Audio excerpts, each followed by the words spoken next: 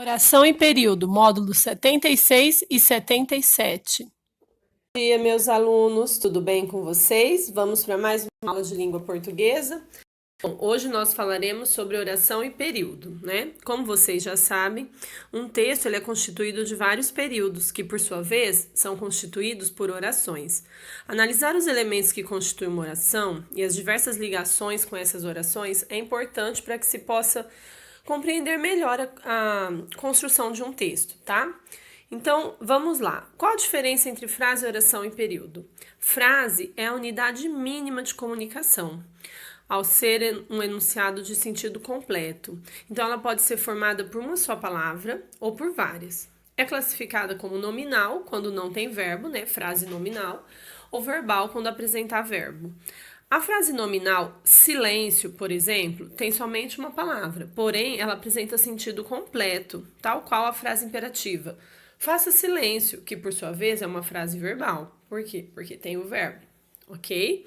Então essas são noções que vocês já têm, é mais uma revisãozinha, certo? E oração e período? A oração ela tem necessariamente um verbo ou uma locução verbal.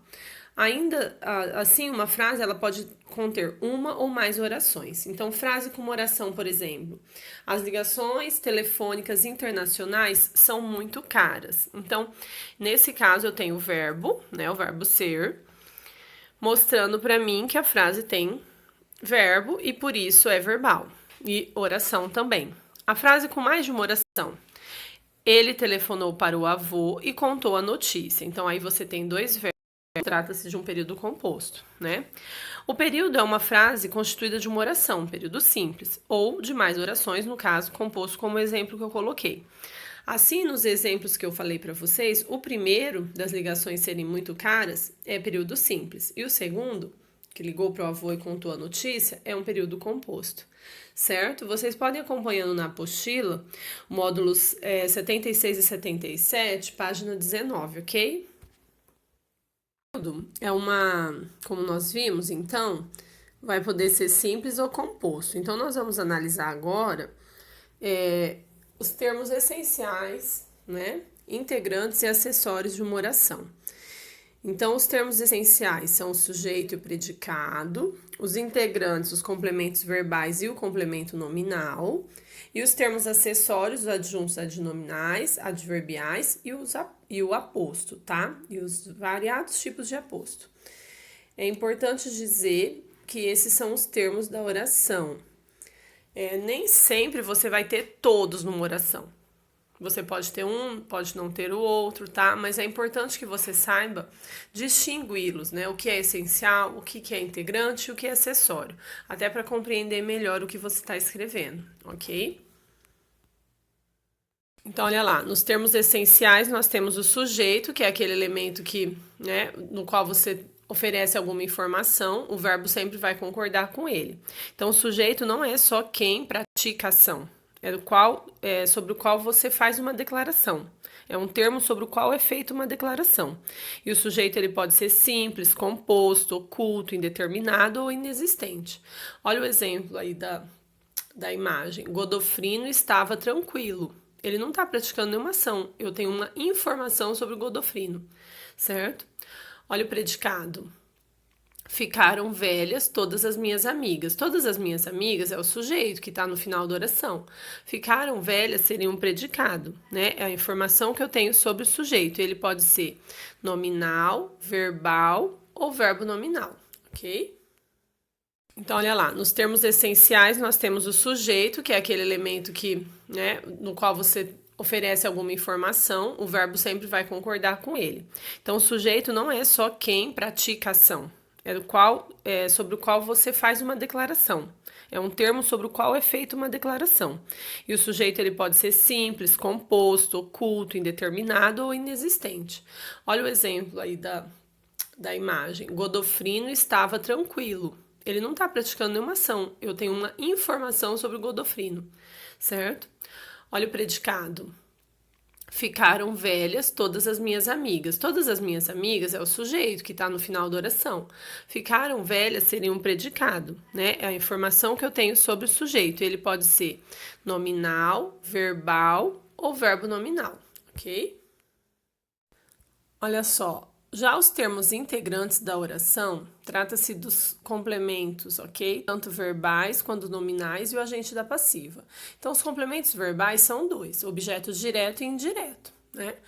O objeto direto, ele vai se ligar ao verbo sem preposição. Então, olha o exemplo. A ausência da segurança acarreta o quê? A violência urbana. Todos têm interesse no novo projeto. Todos têm o quê? Interesse. Então, há um complemento ligado ao verbo sem a preposição. Já no objeto indireto, eu vou ter a preposição. Observem. Nós cremos em quê? Em uma nova ordem mundial. Nunca lhe pedi o quê? Amor, senão respeito.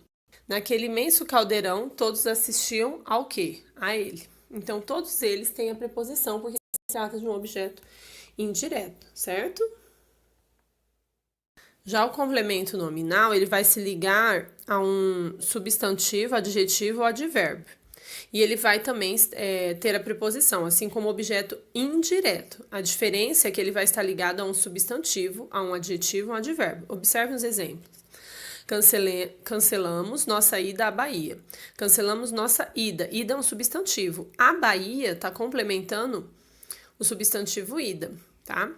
A água é necessária à vida. Necessária está como adjetivo, né? Então, a vida está complementando o adjetivo. Ele votou contrariamente aos interesses populares. Mesma coisa, olha lá, está se ligando por meio da preposição ao advérbio contrariamente, certo? Já o complemento nominal, ele vai se ligar a um substantivo, adjetivo ou advérbio. E ele vai também ter a preposição, assim como o objeto indireto. A diferença é que ele vai estar ligado a um substantivo, a um adjetivo ou um advérbio. Observe os exemplos. Cancelamos nossa ida à Bahia. Cancelamos nossa ida. Ida é um substantivo. A Bahia está complementando o substantivo ida, tá? A água é necessária à vida. Necessária está como adjetivo, né? Então, a vida está complementando o adjetivo. Ele votou contrariamente aos interesses populares. Mesma coisa, olha lá, está se ligando por meio da preposição ao advérbio contrariamente, certo? Já o complemento nominal, ele vai se ligar a um substantivo, adjetivo ou advérbio. E ele vai também ter a preposição, assim como o objeto indireto. A diferença é que ele vai estar ligado a um substantivo, a um adjetivo ou um advérbio. Observe os exemplos. Cancelamos nossa ida à Bahia. Cancelamos nossa ida. Ida é um substantivo. A Bahia está complementando o substantivo ida, tá? A água é necessária à vida. Necessária está como adjetivo, né? Então, a vida está complementando o adjetivo. Ele votou contrariamente aos interesses populares. Mesma coisa, olha lá, está se ligando por meio da preposição ao advérbio contrariamente, certo? O agente da passiva vai ser aquele ser que pratica a ação na voz passiva. Sempre vai ser antecedido de preposição também, igual o complemento nominal e o objeto indireto, tá? Então, é importante observar que o agente da passiva é o ser que pratica a ação. O sujeito é o ser sobre o qual se declara algo. Olha aí na imagem, né? A diferença que eu coloquei. Exemplo, o político foi eleito pelo povo, né? Então, o político, sujeito paciente, foi eleito voz passiva, pelo povo vai ser o agente da passiva, certo? E como vocês podem observar também nos outros exemplos aí logo abaixo, tá bom? Então, é o ser que pratica a ação na voz passiva, sendo o sujeito na voz ativa, certo? Olha lá, pessoal, já os termos acessórios, nós temos o adjunto adnominal, o adjunto adverbial e o aposto. Observe o adjunto adnominal, ele vai modificar o significado de um substantivo. Então, eu posso ter um artigo, um numeral, uma locução adjetiva, um adjetivo ou um pronome. Lembra que eu sempre colocava na lousa para vocês, no cantinho? Né? Quais são as classes gramaticais que podem funcionar como adjunta adnominal, né? Que vai ter a função sintática de adjunta adnominal. Então, são esses daí: artigo, numeral, pronome, adjetivo e locução adjetiva, ok? Observe um exemplo. Os meus 2 melhores amigos de infância moram em Curitiba, né? Então, amigos é o substantivo. Tudo que está grifado ao redor de amigos vai ser adjunta adnominal, certo? Olha lá, pessoal, um outro termo acessório da oração é o adjunto adverbial. Nesse caso, ele vai indicar uma circunstância, que pode ter ideia de tempo, modo, lugar, como vocês podem ver, eu coloquei alguns exemplos aqui, tá? Então, ele sempre vai se ligar ao verbo, indicando o quê? Também pode se ligar um adjetivo a um advérbio, tá? Por exemplo, ontem corri no parque. Ontem, advérbio de tempo, e no parque de lugar. Então, ele não complementa a oração, ele é um termo acessório. O que vai complementar a oração, como nós vimos, são os complementos, né? Verbais e nominais. O adjunto adverbial, ele vai se ligar ao verbo, né? Assim, modificando a ideia que você quer transmitir a respeito daquela ação, ok?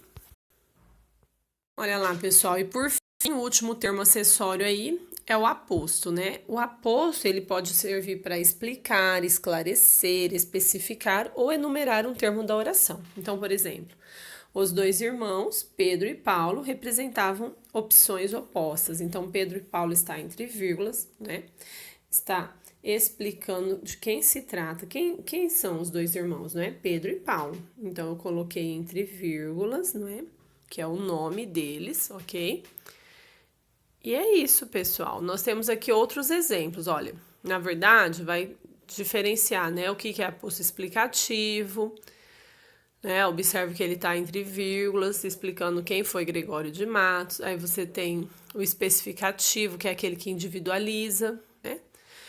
Olha lá, está especificando a cidade de Mariana, situada no estado de Minas Gerais. Nós temos o enumerativo, que é aquela sequência de elementos separados por vírgula após os dois pontos, tá?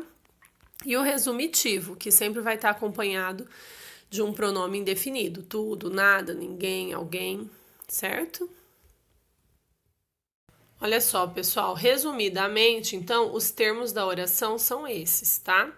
Isso daqui faz parte da análise sintática, vocês vêm estudando isso desde, né, 7º ano, e essa aula é mais um reforço, né, para vocês terem uma ideia geral de tudo que vocês têm aprendido a respeito de análise sintática, ok? Se vocês tiverem dúvida, pode me mandar mensagem na hora da resolução dos exercícios. Eu vou colocar aqui no Classroom quais são os exercícios que vocês têm que estar realizando, ok? Beijos, fiquem com Deus, até a nossa próxima aula.